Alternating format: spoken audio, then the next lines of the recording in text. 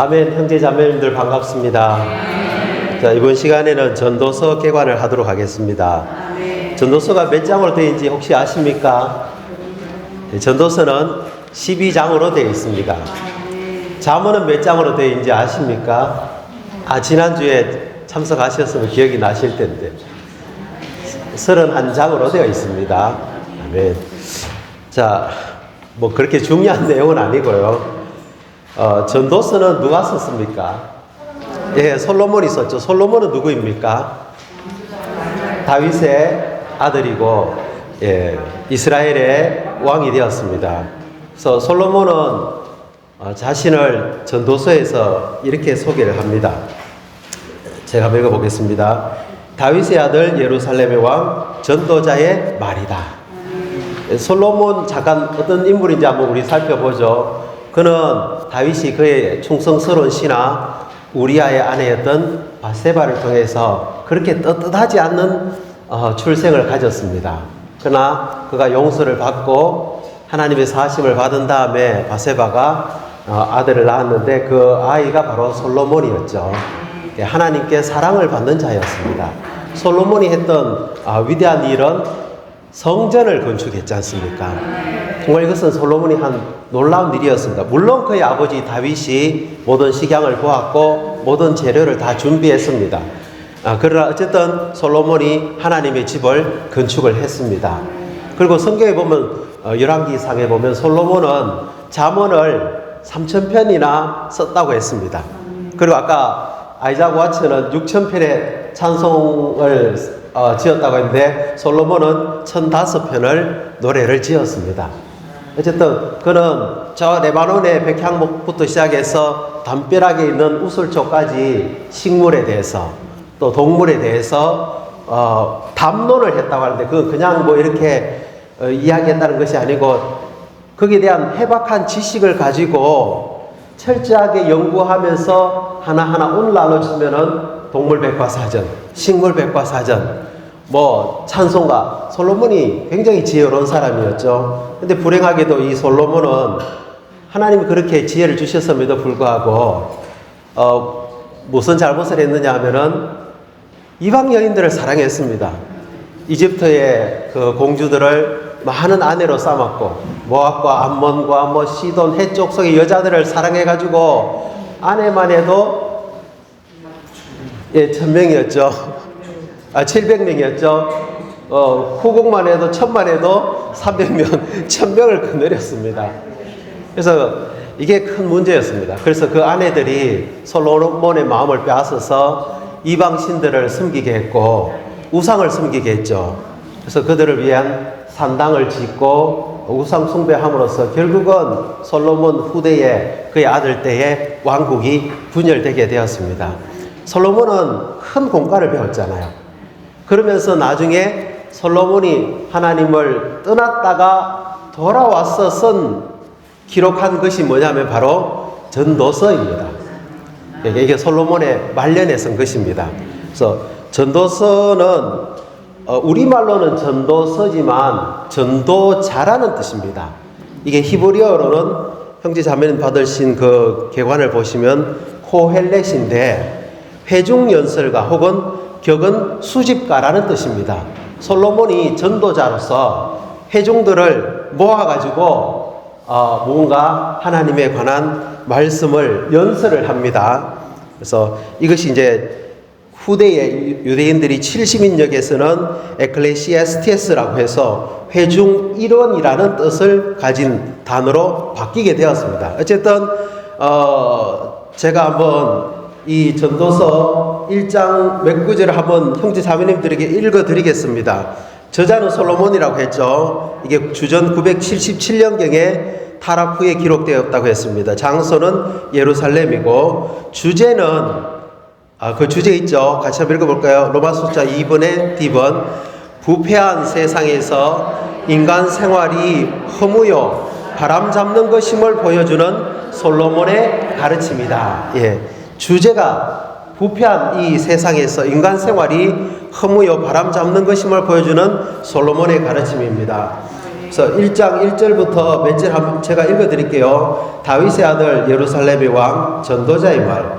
전도자가 말한다. 허무 중에 허무, 허무 중에 허무라. 모든 것이 허무여라. 이 허무라는 말은 히브리어로 헤벨입니다. 그래서 헤벨 이 말이 잠언에는 계속해서 수십 번이 나옵니다. 이 헤벨이라는 말은 허무라는 단어로 번역하기에는 부족합니다. 헤벨이 무슨 뜻이냐 하면요, 수증기, 입김, 숨과 같다는 것입니다. 수증기가 눈에 잠깐 보이잖아요. 없어져 버립니다. 있는 것 같지만 사실은 있는 게 아닙니다. 이게 입김, 숨은 잡으려고 해도 잡힙니까? 안 잡힙니까? 안 잡힙니다. 그래서 해 아래서 3절에 사람이 해 아래서 하는 모든 일이 무슨 유익이 있는가? 한 세대가 가고 또 한 세대가 오나 땅은 영원히 그대로 서 있다. 또한 해는 떴다가 지며 그 떴던 곳으로 서둘러 간다. 남쪽으로 불다가 북쪽으로 다시 불며 이리저리 계속 부는 바람은 그 길을 따라 돌아간다. 강들이 모두 바다로 흘러가도 바다는 차지 않지만 강들은 흐르던 곳 그곳으로 또다시 흘러간다. 솔로몬이 이렇게 말합니다. 모든 것이 피곤하게 하는 것이니 아무것도 그것을 다 말할 수 없다. 눈은 보아도 만족하지 못하고 귀는 들어도 차지 못한다. 이미 있던 것이 다시 있게 되고 이미 했던 일을 다시 하게 되니 해 아래 새로운 것이란 아무것도 없다. 사람이 무엇을 두고 보아라 이것이 새 것이다 할 수 있겠는가? 그것은 우리 이전 시대에 이미 있었던 것이다. 이전에 있던 이들이 기억되지 않듯 그 뒤에 올 사람들도 그 다음에 올 사람들에게 기억되지 않으리라. 그러면서 13절에 이렇게 말합니다. 하늘들 아래에서 일어나는 모든 일을 마음 다해 지혜로 찾고 탐구해보니. 솔로몬은 마치 과학자처럼 인생의 모든 일들을, 해 아래 모든 일들을 지혜로 마음을 다해서 찾고 탐구해봤습니다. 실험해보고 살펴보고 테스트까지 해봤습니다. 그것은 하나님께서 사람의 자손들에게 고생하라고 주신 심한 고생이다. 나는 해 아래에서 일어나는 모든 일을 보았는데 참으로 모든 것이 허무요 수증기다는 거죠. 입김과 같은 거라는 거죠. 바람 잡는 것이다. 이 말에 깊은 느낌 있지 않습니까? 이 전도서는 1차적으로 형제 자매님들과 같이 인생을 많이 사신 연장한 분들에게 주는 말은 아닙니다. 대개 11장 끝부분과 12장에 가면은 젊은이들에게 하는 말입니다. 이 전도자인 솔로몬이 젊은이들을 불러 모아놓고 내가 이렇게 인생을 살아봤다. 나는 모든 것을 다 가져보고 심지어 크나큰 실패도 해보고 다 해본 다음에 내가 관찰하고 실험해보고 살펴보고 인생의 모든 걸 다 테스트해봤는데 내가 내린 결론은 해 아래 인간 생활은 전부 다 헤벨이다. 수증기다. 바람 잡는 것이다. 그럼 어떻게 해야 되느냐? 젊었을 때 하나님께로 돌아와서 하나님을 경외해야 된다. 왜냐하면 하나님은 사람이 행한 악한 일이든 선한 일이든 마지막에는 다 심판하시는 분이다. 이게 이제 솔로몬이 내린 결론입니다. 좀 우울하지 않습니까, 형제자매님들? 그래서 라이프 스타디에서 이형제님이 이 솔로몬이 전도서에서 했던 이 말은 마치 인생의 마지막 죽을 때를 남겨둔 사람을 위한 장송곡과 같은 것이다. 굉장히 우울합니다. 그래서 사실 사람은 존귀하잖아요. 창세기 1장 26절에 하나님이 그분의 형상과 모양대로 사람을 창조했습니다. 아주 높은 목적을 위해서 지어졌죠. 근데 하나님의 원수 사탄이 와서 사람을 유혹하고 사람 안에다가 죄를 주입했습니다. 사람이 하나님을 표현하기는커녕 죄악된 사탄을 표현하게 되었잖아요. 그 결과 사람뿐만 아니라 온 만물이 다 부패하게 되었습니다. 허무한 데다가 굴복하게 됐죠. 서금에 노예 노릇하고 있습니다. 이런 모든 타락한 해 아래 인간 생활을 솔로몬이 7 방면에서 실험해보고 살펴보고 시험한 결과 모든 것이 다 허무하다. 모든 것이 참으로 허무요 바람 잡는 것이다. 이렇게 이야기했습니다. 그래서 솔로몬이 실험해보고 살펴보고 시험한 7가지가 뭐냐 하면 형제 자매님들이 갖고 계시는 그 개요의 로마 숫자 3번의 B번입니다. 솔로몬은 지혜와 지식에 대해서 실험해 보았습니다. 또 인생에 있는 모든 즐거움들을 다 실험해 보았습니다. 술 마시는 거, 집 짓는 거, 나무 심는 거, 조경 가꾸는 거, 그 다음에 막 이렇게 많은 걸 소유하는 거 있잖아요. 그죠? 노예도 소유해보고, 가축도 소유해보고, 이런 소유하는 것, 금과 은과 보물들을 모아보는 것, 그리고 후궁도, 수많은 후궁도 이렇게 데리고 살아보는 것을 다 실험해보고, 살펴보고, 테스트까지 해보고는 내린 결론이 허무하다는 겁니다. 바람 잡는 거라고 이야기했습니다. 그래서 이걸 제가 형제 자매님한테 말씀을 드려야 되는데, 그리고 세 번째는 지혜론이나 어리석은 이가 되는 것에 대해서도 그는 실험해 봤습니다. 하나님의 주권 아래 있는 사람의 운명에 대해서도 실험해 봤습니다. 또 인간 사회의 신분과 계층에 대해서도 실험해 보았습니다. 하나님을 접촉하는 것에 대해서도 실험해 보고 많은 것들을 실험해 보았습니다. 그러면서 내린 결론이 허무하다는 것입니다. 솔로몬이 이렇게 말했습니다. 내가 내 손으로 했는 이 모든 것들이 수고하면서 했는데 이거 다 헛되다. 내가 지혜로 재주로 나의 모든 재주로 이 놀라운 일들, 성전을 건축하고 자문을 쓰고 노래를 짓고 이 모든 것을 했는데 다음 세대에 물려줬는데 이 사람이 이걸 끝까지 유지할지 못할지, 그가 어리석은 사람이 되면 이거 한순간에 다 날아가 버리는데 이것도 허무하다. 성경에 이 잠언서에 이런 말도 있습니다. 하나님이 어떤 사람에게 부와 재산과 종기를 주시는데 그걸 누릴 만한 힘도 없다는 거예요. 그래서 다른 사람이 그걸 누리게 되니 이것도 허무하다는 겁니다. 맞지 않습니까? 어떤 사람이 로또에 당첨됐어요. 수백억이 당첨됐습니다. 근데 그가 암에 걸렸어요. 그 돈이 그에게 무슨 의미가 있습니까? 허무한 겁니다.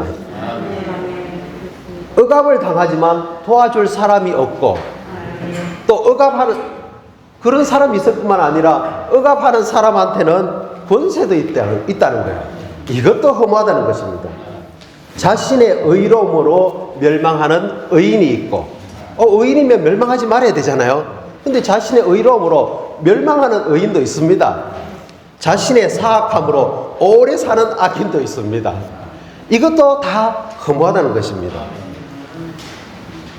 하나님이 죄인에게는 모으고 쌓는 고생만 한 후에 그것을 그분의 눈에 드는 사람한테 또 주어버리니까 그것도 허무하다는 것입니다.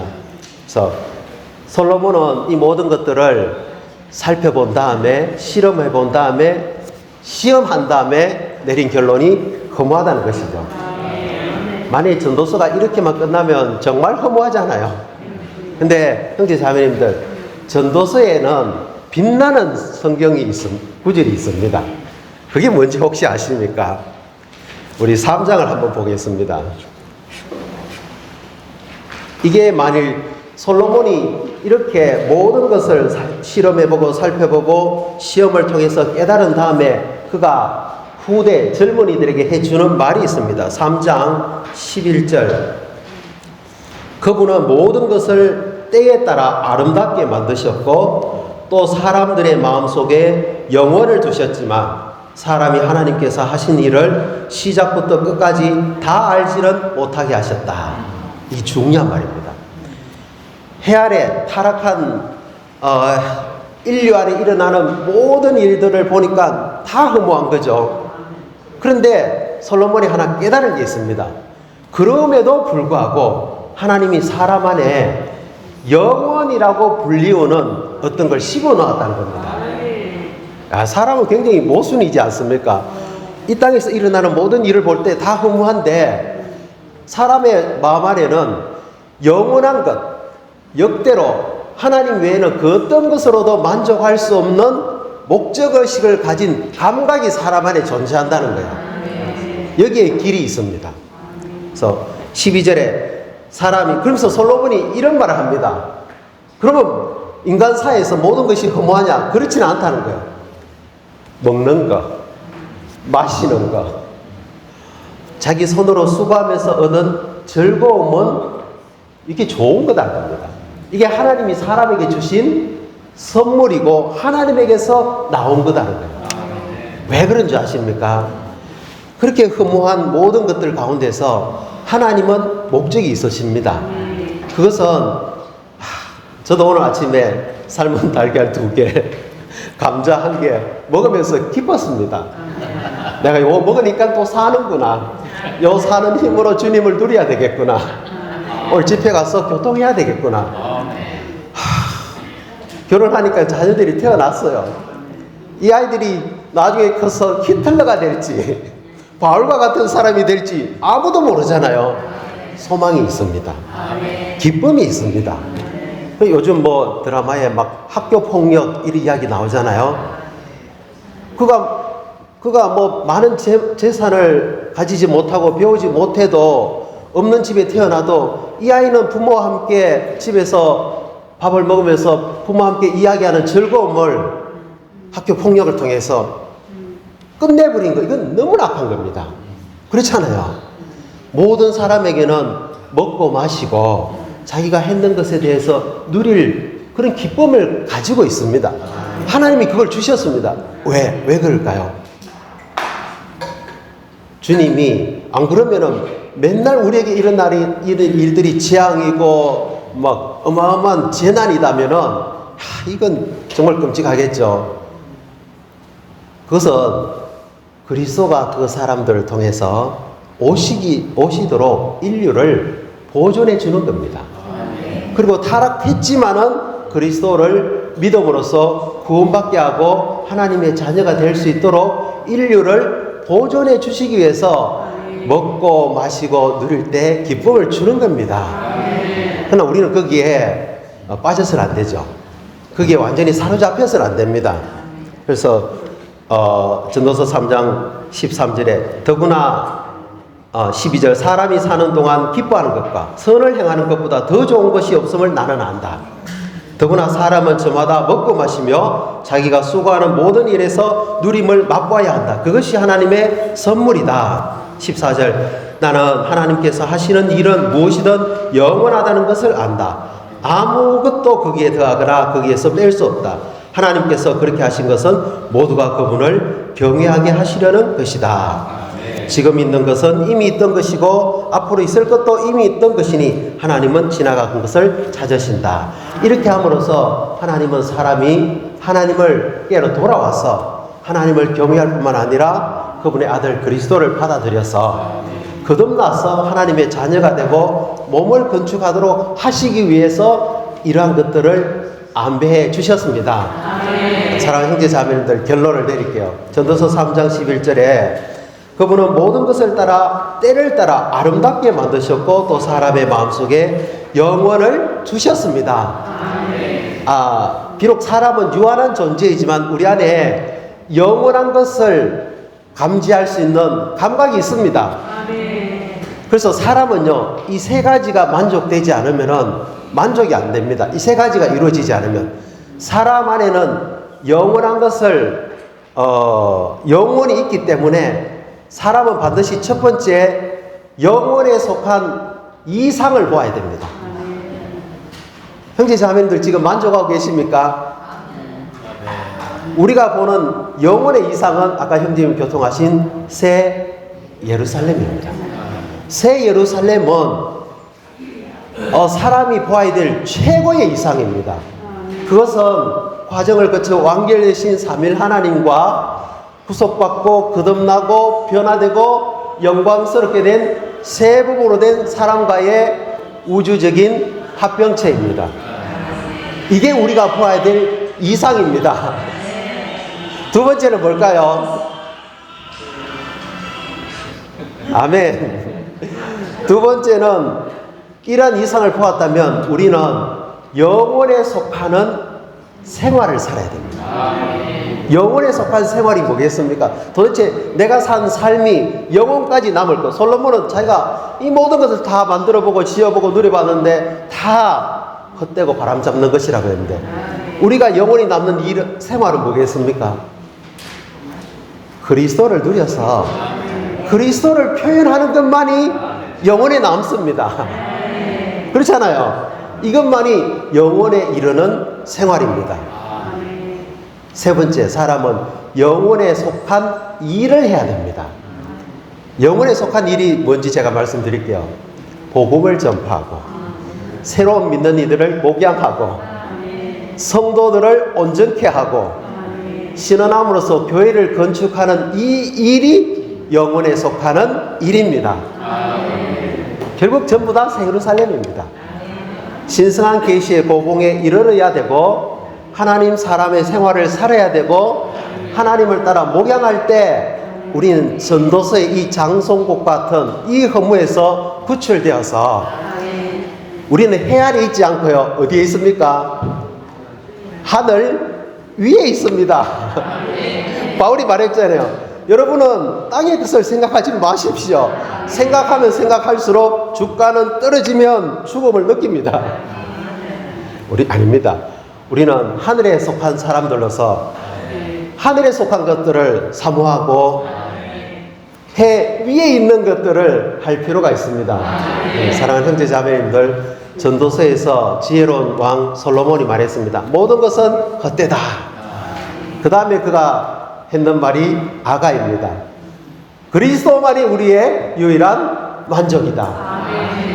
그분만을 사랑해야 된다. 아멘. 이것이 바로 전도서에 대한 내용입니다. 주님을 찬양합니다.